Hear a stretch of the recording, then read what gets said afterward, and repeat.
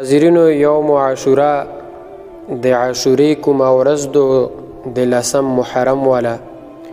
په دا ورځ باندې روژه نیول د دې ډېر لوی ثواب او اجر دی.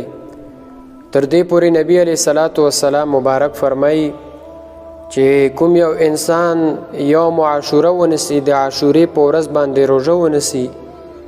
نبی علیه السلام فرمایي چې زه په الله باندې دا ګمان کوم چې الله به دغه انسان ته د یو کال ګناهونه معاف کړي. لہذا د عاشورې ورځې روژه نیول د ډېر لوی ثواب دی. صحابه کرام فرمایي چې په یوم عاشوره باندې یعنی د 10 محرم باندې به زمونږ بچو ماشومانو هم روژه نیوله، چې کله به په دغې ماشومانو کې یو ماشوم وږی شولو یا به تږی شولو،